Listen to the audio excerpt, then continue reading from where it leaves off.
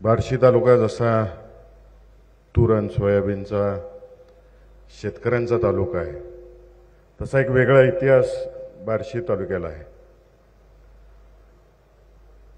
स्वातंत्र्य काळामध्ये जर आपण पाहिलं तर सोलापूर जिल्ह्याला सगळ्यात जास्त शाळांना शिक्षक आणि क्रीडा शिक्षक कोणी दिले असतील तर ते बार्शी तालुक्याने दिलेले आहेत. तसा पाहायला गेलं अजून सुद्धा बार्शी तालुका हा बुद्धिवंतांचा तालुका आहे.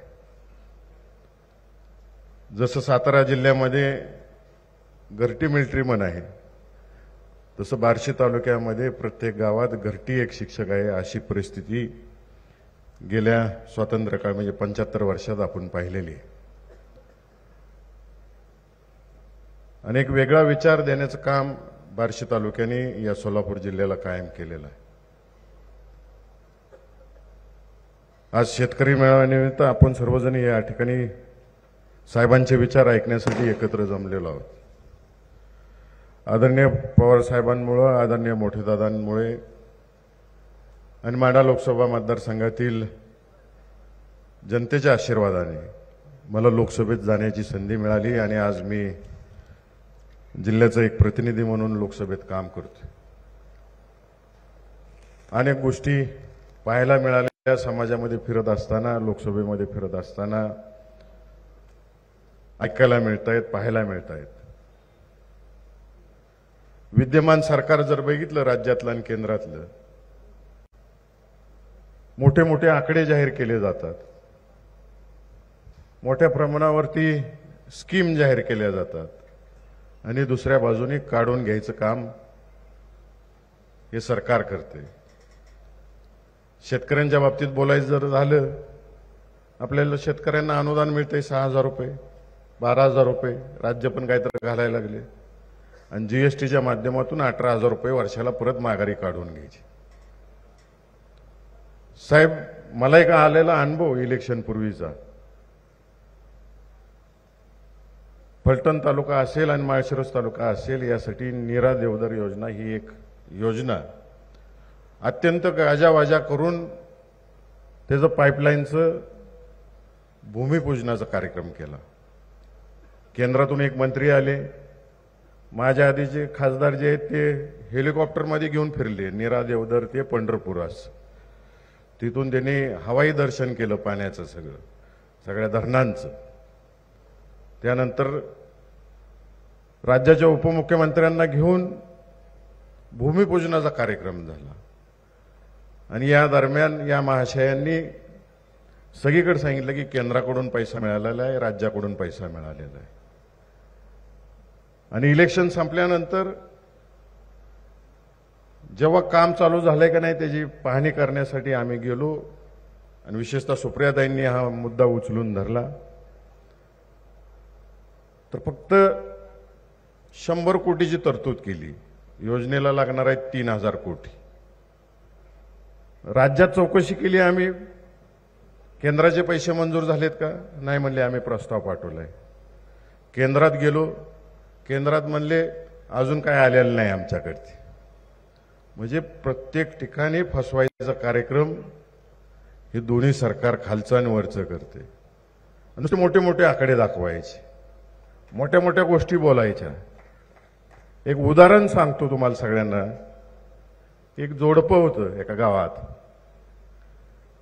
आणि त्यांना जुळी मुलं झाली. एक मुलगा झाला, एक मुलगी झाली. मुलाचं नाव विकास ठेवलं, मुलीचं नाव योजना ठेवलं.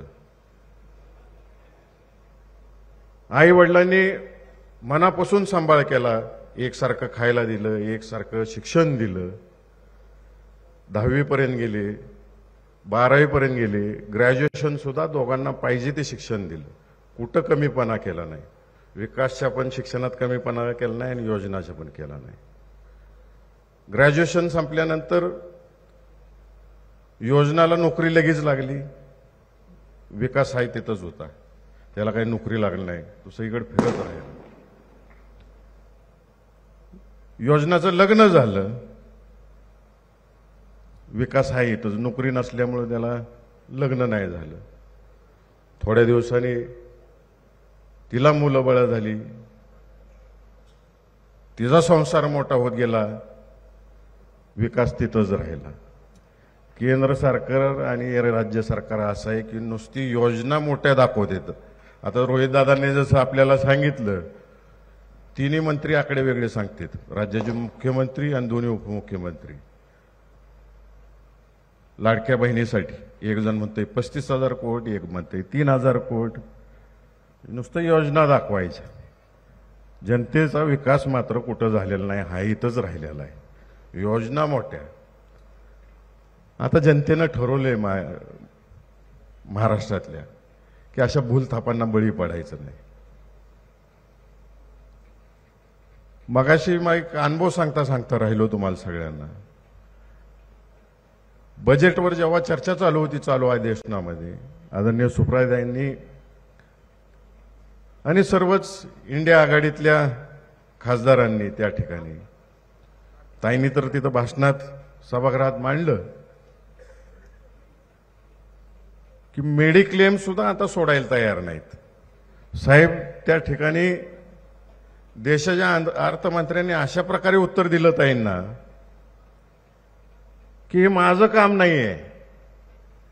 जीएसटी आकारला जातोय मेडिक्लेमवरती, म्हणजे लोकांनी इकडून पैसे वाचवायचे, दवाखान्याला मोठा खर्च येतो म्हणून मेडिक्लेम करायचा, आणि त्याच्यावर शासन जीएसटी आकारते. तर अर्थमंत्र्यांनी उत्तर दिलं तिथं सभागृहामध्ये, हे माझं काम नाहीये, जे जीएसटी कौन्सिल आहे राज्यातले जे सगळे अर्थमंत्री आहेत त्यांचं काम आहे, त्यांनी सांगितलं म्हणून मी लागू केलं. तर तुम्ही देशाच्या केंद्रीय मंत्री आहेत, तुम्ही समजून सांगितलं असतं सगळ्या राज्याच्या अर्थमंत्र्यांना तर जीएसटी कशाला लागू झाला असता. रोहित दादा, मुलगा किंवा मुलगी जन्माला आली त्या वॅक्सिन पासून जे जीएसटी चालू होतो, त्या अंतविधीत कापड घेण्यापर्यंत जीएसटी लागू होतो. एवढं वाईट सरकार आहे, कुठं सोडत नाही, नुसतं वरवडायचं काम चालू आहे. आणि आकडे मोठे दाखवायचे आणि सर्वसामान्य माणसापर्यंत ते पोचले नाही पाहिजेत, या दृष्टिकोनातून काम करण्याचं काम हे देशातलं आणि राज्यातलं सरकार करते. नुसतं फसवायचं. बार्शी तालुक्यात सुद्धा उपसा सिंचन योजनेच्या बाबतीत तसंच घडलेलं असणार आहे. अनेक वेळा भूमिपूजन झाली असतील आणि मोठे मोठे आकडे सांगितले असतील, तर पाणी काही शिवारापर्यंत पोचलेलं नाही कोणाच्या, अशी परिस्थिती निर्माण झालेली. खरं अजून एक जर अभ्यास करायचं जर झालं, आदरणीय पवारसाहेब असतील, आदरणीय विजयदादा असतील, यांची जर पिढी बघितली किंवा ह्यांनी ज्या लोकांवरती संस्कार केले, त्यांच्याबरोबर जी लोक राहिलेली आहेत, ही खोटे आकडे कधी सांगणार नाहीत आणि खोटं कधी काही सांगणार नाहीत. जे होणार आहे ते सांगणार, आणि होत नसेल तर तोंडावर तुम्हाला सांगून टाकणार की होणार नाही, वेळ आल्यावर आपण बघू आणि करू, निश्चित करू. हे मात्र अशी काय स्वप्न रंगवतात आपल्यासाठी की आपण त्या भूलथापांना बळी पडतो. परंतु अलीकडं सोशल मीडियामुळे जनता अतिशय हुशार झालेली आणि आता त्या दिशा बाजूने जायचा विचार जनता करत नाहीये. अत्यंत हुशार पद्धतीनं मतदान करण्याचं काम करते आणि ते धाराशिवच्या माध्यमातून, माड्याच्या माध्यमातून आणि सोलापूरच्या माध्यमातून तुम्ही सगळ्यांनी दाखवून दिलेलं आहे की काय पद्धतीचा विचार जनता करते.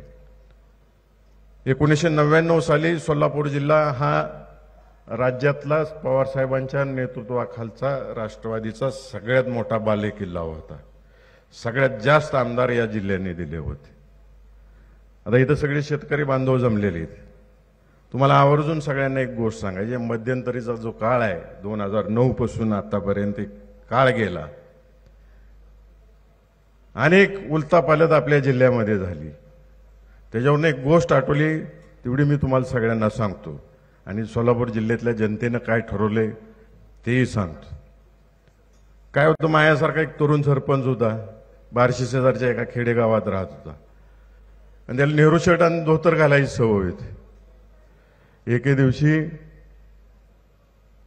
त्या गावात नवीन कॉलेज सुरू झालेलं होतं आणि त्या कॉलेजचे प्राचार्य त्या सरपंचांना विविध गुणदर्शन स्पर्धेच्या कार्यक्रमाचं आमंत्रण द्यायला जातात. गेल्यानंतर ग्रामपंचायतमध्ये सरपंच बसलेले असतात, ग्रामपंचायत सदस्य आणि काही कार्यकर्ते बसलेले असतात. प्राचार्य सांगतात की साहेब तुम्ही उद्घाटनाला या, आपल्या हस्ते उद्घाटन घ्यायचंय. सरपंच म्हणतात माझ्या हस्ते कशाला घेत आहे, बार्शीचे पीआयला बोलवा, तहसीलदारला बोलवा, प्रांताला बोलवा, त्यांच्या हस्ते कार्यक्रम घ्या. तर एक चाबरा कार्यकर्ता तिथं बसलेला असतो. नाही नाही सरपंच येतात, तुम्ही जावा प्राचार्य, आम्ही घेऊन येतो सगळे.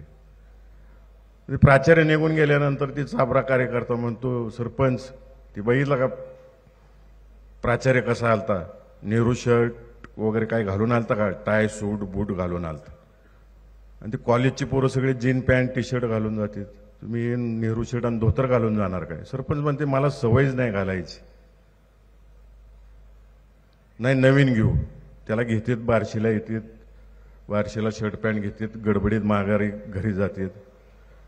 घरी गेल्या गेल्या सरपंच बायकोला बोलवून घेतात, शर्ट घालून दाखवतात, पॅन्ट घालून दाखवतात. पॅन्ट थोडी लांब झालेली असते. बायकोला म्हणतात ही पॅन्ट घ्या, अमुक अंतरावरती कापड टीप मारा आणि कपाटात ठेवा. ते म्हणतात नाही आधी जेवून घ्या, जेवण झाल्यावर बघू. ते जेवायला बसतील, जेवण झालं की सरपंच फेरफटका मारायला गावात निघून जाते. ती बायको विसरून जाते. फेरफटका मारायला निघून जायच्या आधी बायकोने टाळलेलं असते म्हणून मुलीला पण जबाबदारी देतात सरपंच, की पॅन्ट घ्या कापड टीप मारा. आईला पण देतात, वडिलाला पण देतात, सगळी टाळतात. सगळ्या शेवटी ती स्वतःच पॅन्ट घेते, कापते, टीप मारते आणि कापडात ठेवते आणि गावात फेरफटका मारायला निघून जाते. 5 वाजता माघारी येते. तोपर्यंत एक कारभार झालेला असतो. धुनी भांडी झाल्यावर बायकोने ती पॅन्ट घेतलेली असती, कापलेली असती, टीप मारलेली असती, कपाटात ठेवलेली असते. मुलीने पण ती पॅन्ट घेती, कापती, टीप मारती, कपाटात ठेवती. आई पण ती पॅन्ट घेती, कापती, टीप मारती, कपाटात ठेवती. वडील पण तेच करतात.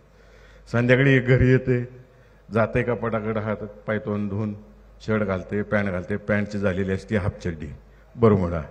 आपल्या जिल्ह्याची अवस्था ती काही लोकांनी करून ठेवली होती. साहेब खरं आता सोलापूर जिल्ह्यातल्या जनतेने ठरवलेलं आहे, राष्ट्रवादीची फुल पॅन्टच तुम्हाला भेट या विधानसभा इलेक्शनला द्यायची आहे ना, का हाफचड्डीत फिरायचं आहे.